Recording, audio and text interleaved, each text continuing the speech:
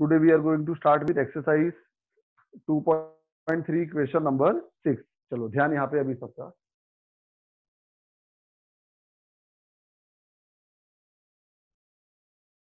Candidates ए से लेकर H तक दिए हैं। कैंडिडेट्स को लिखने की जरूरत नहीं है, directly we will write marks by first interviewer, जिसको हम बोल देंगे X, and marks by second interviewer, जिसको हम बोल देंगे वाई। 28, 44, 10, 28, 47, 35, 19 एंड 40।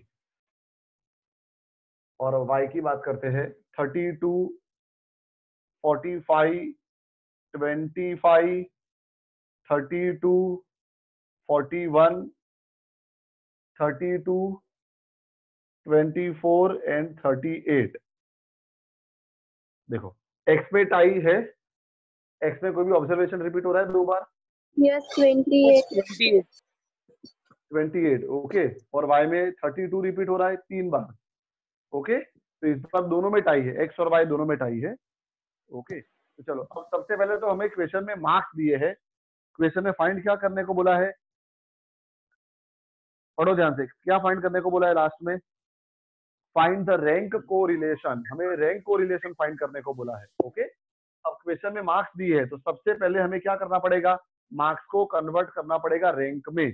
कैसे करेंगे? तो देखो मैंने कल तुमको समझाया था, वापस एक्स के अंदर रैंक पहले रफ में दे देते इधर ही।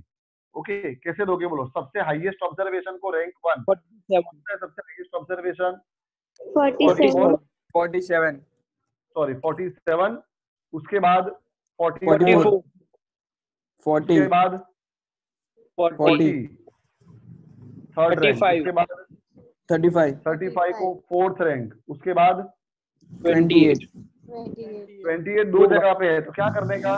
कोई भी एक जगह पे 5 और एक जगह पे 6। ओके, उसके बाद 19 पे 7 और 20 पे 8। Any doubt? ओके, तो चलो अब अपने रैंक ऑफ एक्स लिखेंगे। कैसे लिखेंगे? देखो कौन से ऑब्जर्वेशन में टाई है? 28 में टाई है। कल जैसे हमने किया था 28 का रैंक फाइंड करते हैं। कैसे करोगे? 28 का रैंक 5 है और 6 है, तो एवरेज ले लेने का दोनों का। एवरेज ऑफ 5 + 6 / 2 2 11/2 कितना आएगा? 5.5। 5.5। तो 28 का रैंक आएगा 5.5 दोनों जगह पे। ओके, अब बाकी सारे rank as it is 2, 8, 1, 4, 7 and 3, बाकी सारे रैंक एज इट इज। चलो अब y का रैंक लेते हैं, RY। चलो y का रैंक स्टार्ट करते हैं। सबसे पहले हाईएस्ट ऑब्जर्वेशन कौन सा है?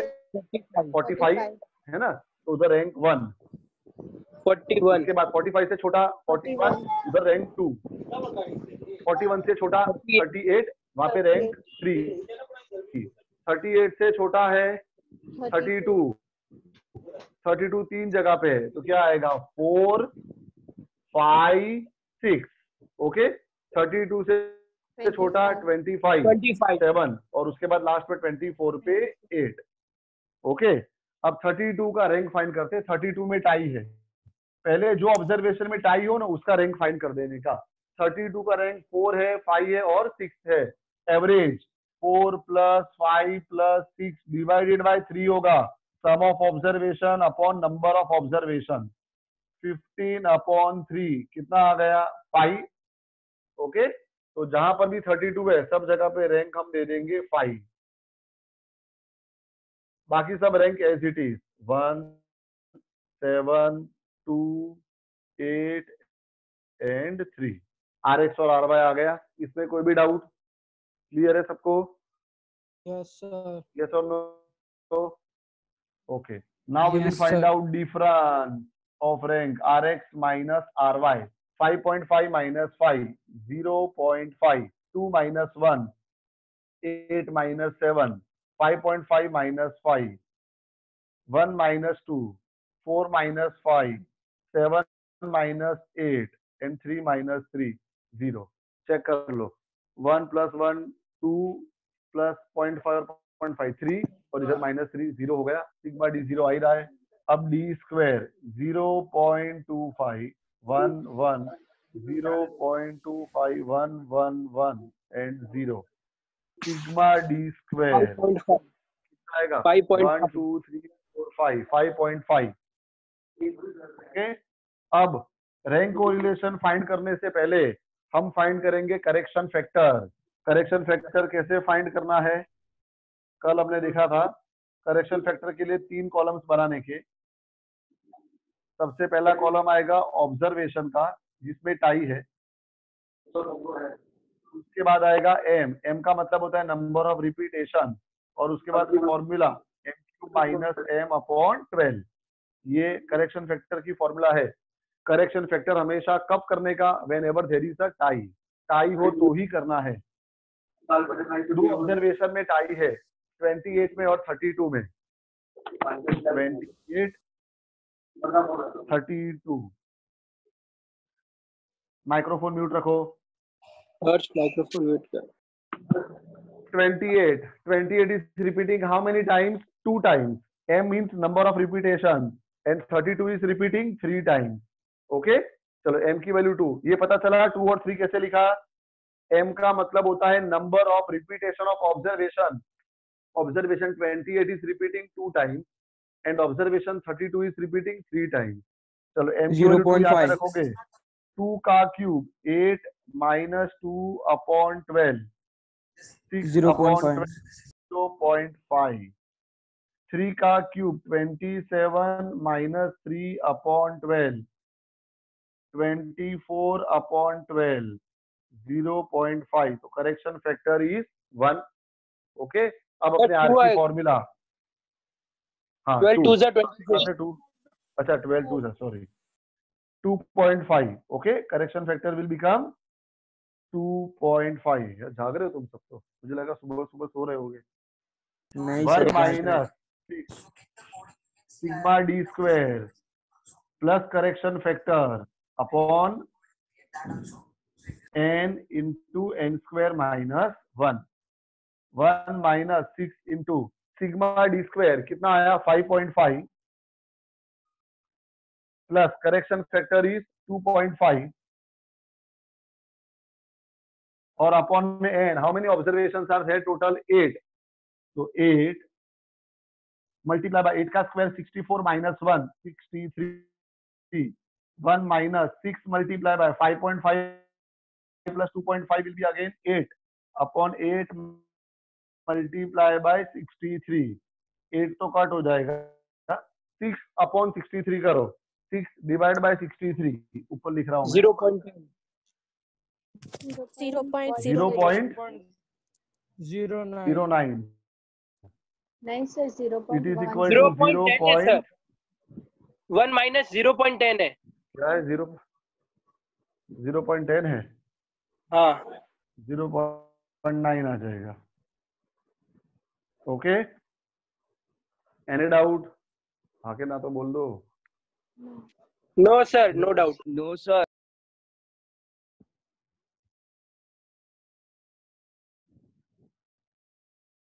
Exercise 2.3 question number 7. Very important sum. अब ये सम पे ध्यान रखो. 10 contestant are ranked in a beauty contest by 2 जजेस. 10 contestant. So number of observation 10. अब आगे लिखा है sum of square of difference in their rank.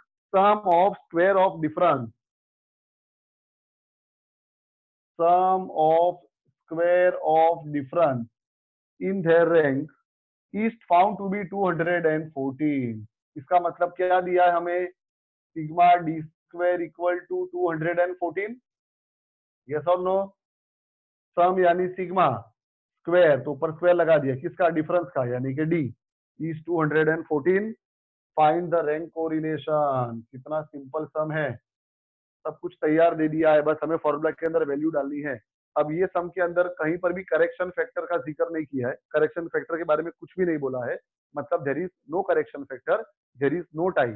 Okay, तो अपने सिंपल वाली फॉर्मूला यूज करेंगे, r equal to 1 minus 6 sigma D square upon n into N square minus 1। 1 minus 6 sigma D square is 214 upon n है 10, n square, 10 का square 100 minus 1 is 99। 6 multiply by 214 कितना होगा? 1284 और upon में 990। Okay, चलो 1 minus करो, दोनों को डिवाइड। 1.30 1.30 1 माइनस 1.30 क्या आएगा answer? 0.30 minus 0.30। Okay, r is negative, negative correlation है। नेगेटिव कोरिलेशन का मतलब क्या हुआ कि दोनों जज के जो विचार है वो बिल्कुल ऑपोजिट है। एक जज जो कंटेस्टेंट को सबसे बेस्ट गिनता है, दूसरा जज उस कंटेस्टेंट को सबसे वर्स्ट गिनता है। नेगेटिव कोरिलेशन है। Okay, question number 8 most IMP. हाँ, 7 तो हमने कर दिया, एक्सरसाइज 2.3 का 7 ये तो सिंपल था। 8 वेरी इंपॉर्टेंट सम, एक्सरसाइज 2.3 का क्वेश्चन नंबर 8 मोस्ट आईएमपी सम। ये चैप्टर के मोस्ट आईएमपी सम में इसको शामिल कर दो, very important sum. The coefficient of rank correlation of marks obtained by 10 student, again number of observation हमें 10 दिए है, 10 student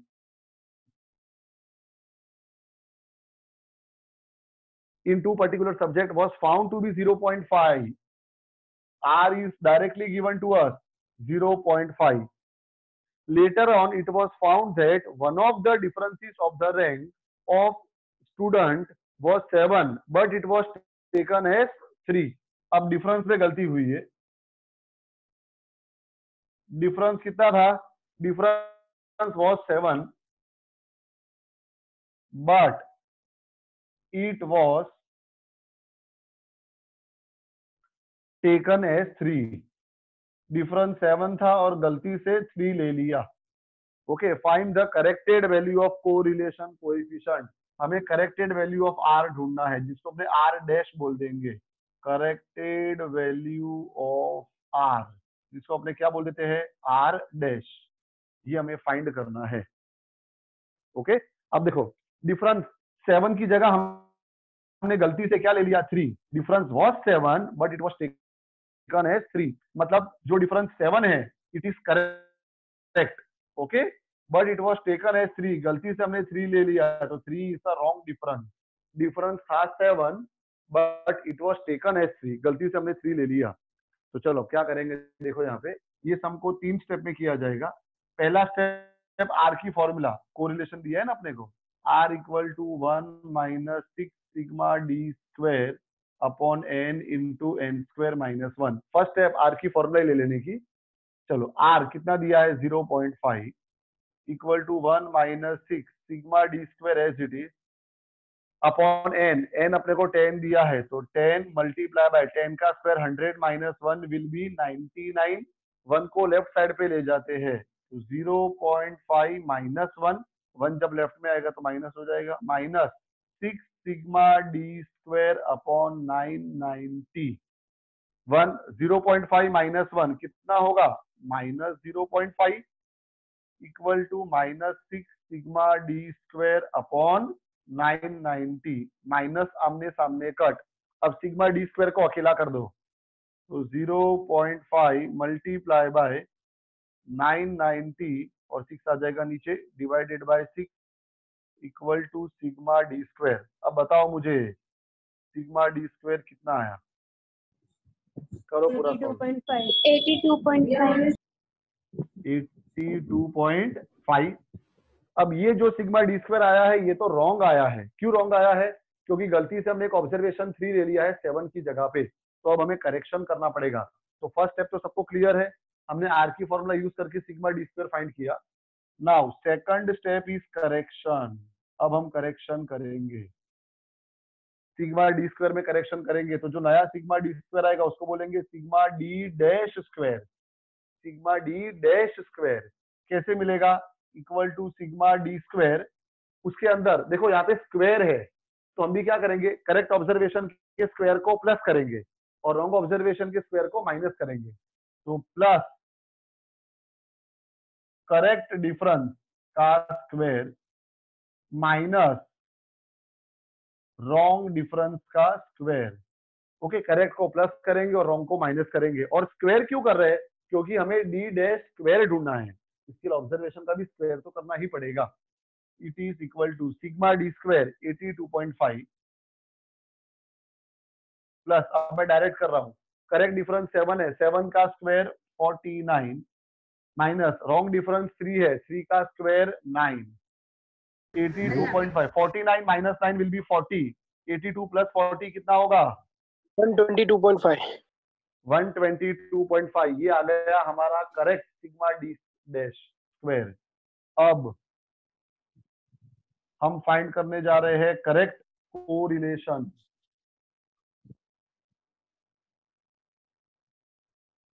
are dash equal to 1 minus 6 sigma d dash square upon N into N square minus 1। Correct correlation को अपने are dash बोलेंगे और उसको calculate करने के लिए सिग्मा डी डैश स्क्वायर लेंगे। 1 minus 6 sigma d dash square कितना आया है, 122.5 अपॉन एन तो 10 है ही, और एन स्क्वायर माइनस 100, 10 का स्क्वायर 100 माइनस 1 99, 1 माइनस 6 को 122.5 से मल्टीप्लाई करो, 735 divided by 990, 1 minus 735 divided by 990, 0.74। 0.74, तो final answer is 0.26 R dash. This is the corrected value of correlation coefficient R. Okay, तो 3 स्टेप, पहले R की रेगुलर फॉर्मूला लगाओ, sigma D square find करो, उसके बाद करेक्शन करो उसके अंदर, और वापस से R की फॉर्मूला लगा के करेक्ट वैल्यू फाइंड कर दो। Okay, very simple some.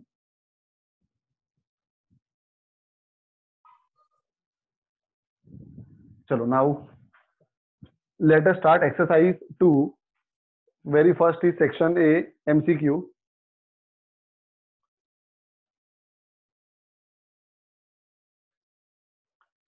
Section A से स्टार्ट कर रहे हैं, ध्यान है यहाँ पे अभी सबका। Very first question, in context with correlation what do you call all the graph if the points of the paired observation are shown in a graph. बोलो, वो मेथड को क्या बोला जाता है जिसके अंदर हम ग्राफ यूज करते हैं? Scatter diagram. Scatter diagram. Okay, first का आंसर आएगा C. Second, which kind of correlation exists if the following scatter diagram is of two variable। देख लो ग्राफ जो देखो उसका, अगर तुम ध्यान से देखो तो सारे के सारे पॉइंट एक ही लाइन के ऊपर है। if all the points are on a same line, तो परफेक्ट। और लाइन कहाँ पे जा रही है, नीचे से ऊपर जा रही है, नीचे से ऊपर जा रही है मतलब पॉजिटिव, अगर ऊपर से नीचे आएगी तो नेगेटिव। ओके, तो क्या आएगा आंसर इसका, perfect positive correlation. Third, what kind of correlation exist. तो देखो अब ये जितने भी पॉइंट है, क्या ये सब पॉइंट से एक लाइन पास हो सकती है? नो, मतलब पार्शियल हो गया। और लाइन कहां से कहां जा रही है, अगर तुम लाइन ड्रॉ करोगे भी तो लाइन कैसे आएगी, ऊपर से नीचे आएगी, ऊपर से नीचे, है ना, तो नेगेटिव, यानी क्या बोलेंगे उसको, partial negative, D option. Number 4, what is the value of R if all the points plotted in a scatter diagram lie in a straight line। अगर सारे पॉइंट स्ट्रेट लाइन पे होंगे तो या तो लाइन ऊपर जा रही होगी, है ना, ऐसे। तो ये सिचुएशन में R+1 होगा। और दूसरी पॉसिबिलिटी क्या है, पॉइंट तो स्ट्रेट लाइन पे ही है लेकिन लाइन कहाँ पे जा रही है, ऊपर से नीचे, ऊपर से नीचे। तो ये सिचुएशन में R कितना होगा, -1। तो दो ही ऑप्शन है, R विल बी आइदर +1 और -1। Which option? B. Option B. तो answer is option B, R = 1 और -1। Question 5, what is the range of correlation coefficient? ये तो मैंने स्टार्टिंग में लिखवा दी थी जब डेफिनेशन लिखवाई थी, ऑप्शन और नंबर बोला था पूरे चैप्टर में, और बोला था तुमको पूरे चैप्टर में जितनी मेहनत करनी हो कर लो, कितना भी बड़ा सम क्यों ना हो। बराबर है, आंसर तो अपना -1 और 1 के बीच में आने वाला है। ज्यादा मेहनत करोगे तो आंसर 1 से बड़ा नहीं हो जाएगा। अगर आंसर 1 से बड़ा हो गया तो समझ लो तुम्हारी मेहनत पानी में गई, रॉन्ग आंसर है वो। Okay, next question number 6।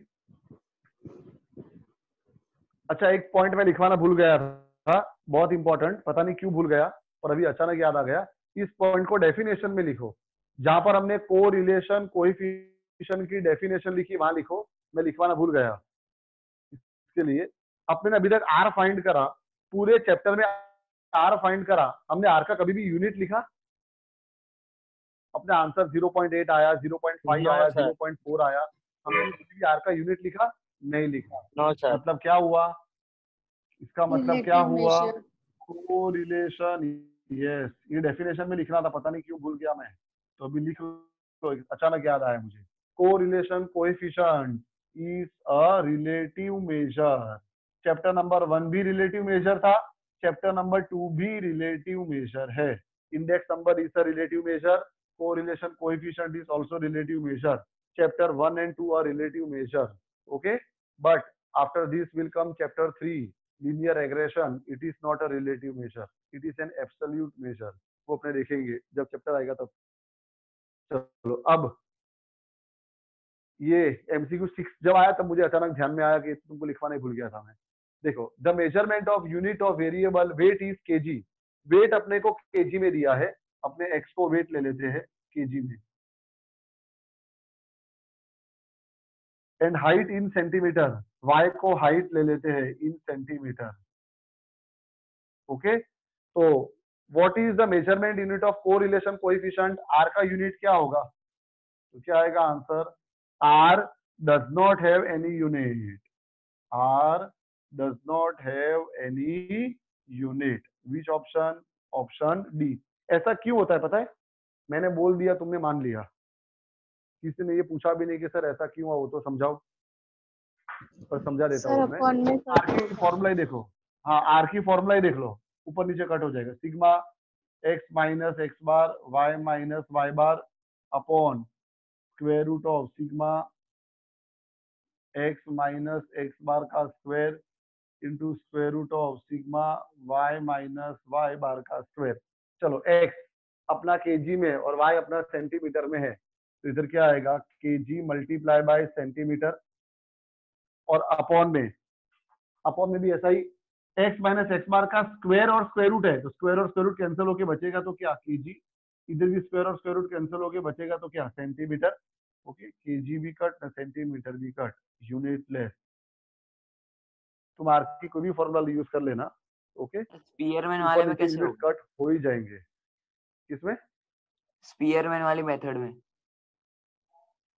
Spearman में तो यूनिट ऐसे ही नहीं होता बेटा, ले जबरा है तू तो। स्पीयरमैन में तो वैसे भी यूनिट नहीं होता बेटा, का यूनिट होता है, डिफरेंस है। फॉर्मूला देख, 1 minus 6 sigma D square upon n, n square minus 1, n number of observation होता है, उसका कोई यूनिट होगा? एन का यूनिट होता है कोई? बोल, होता है एन का यूनिट? हाँ के ना तो बोलो। नहीं नहीं। नहीं होता। डी डिफरेंस है, डिफरेंस का थोड़ी कोई यूनिट होता है, डिफरेंस का कोई यूनिट होगा?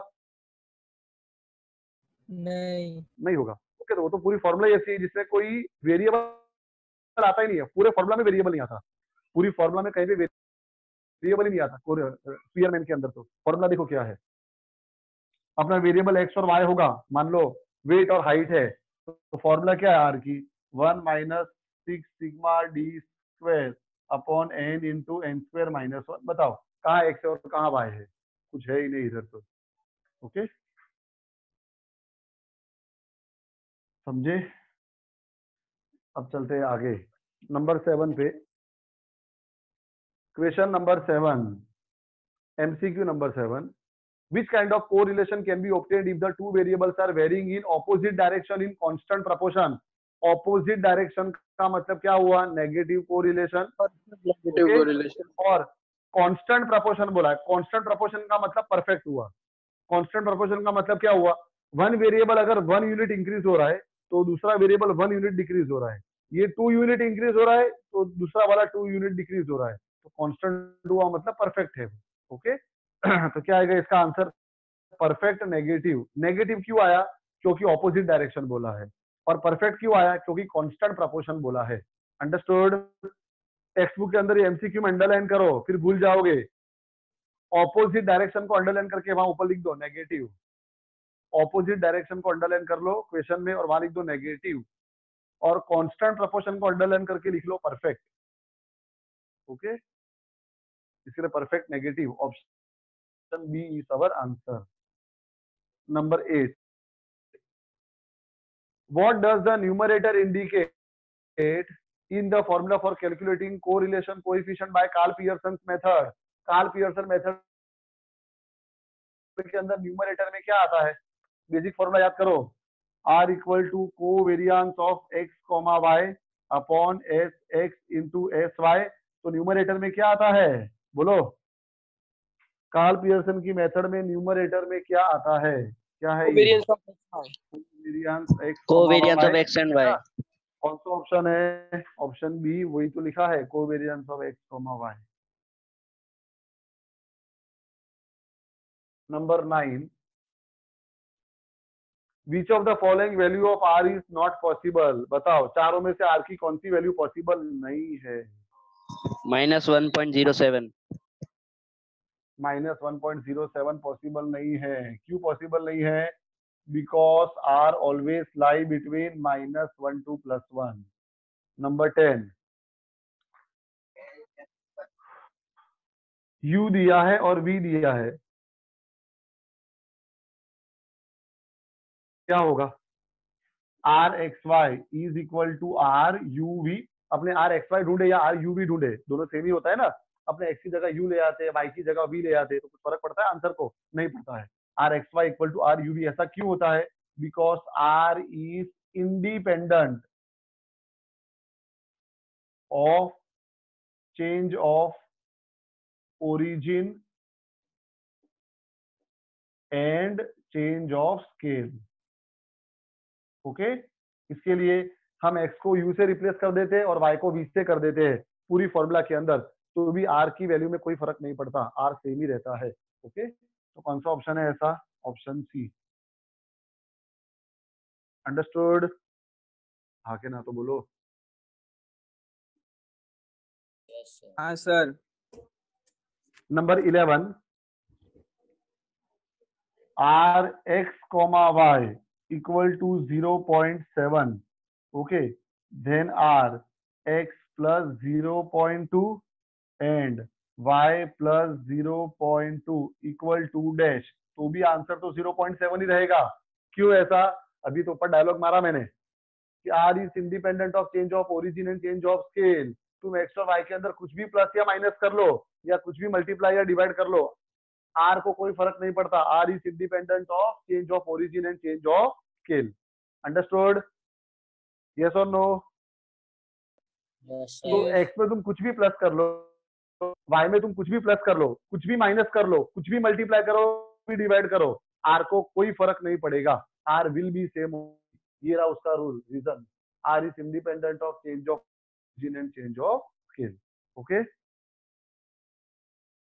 नेक्स्ट क्वेश्चन 12, ये बहुत मस्त है। r minus X comma Y is equal to -0. Then find r X comma minus Y. Okay अब देखो कैसे करना है, ये ध्यान यहाँ रखो। r minus X comma Y कितना है? -0.5 गिवन। अब याद करो मैंने तुमको r की प्रॉपर्टी लिखवाई थी, ये माइनस है और ये प्लस है, माइनस इंटू प्लस माइनस, तो r minus X comma Y की जगह क्या लिख सकते हैं? Minus R X comma Y, और -0.5 तो है। क्यों ऐसा लिखा पता चला? Minus into plus is minus, तो बाहर माइनस आ जाएगा। ये स्टेप पता चला सबको? तो मैं आगे बढ़ू? ये नो। यस और no? Yes, sir. Yes sir. Yes मैंने सर। प्रॉपर्टी लिखी थी, प्रॉपर्टी की थी r minus X comma Y equal to minus R X हवा है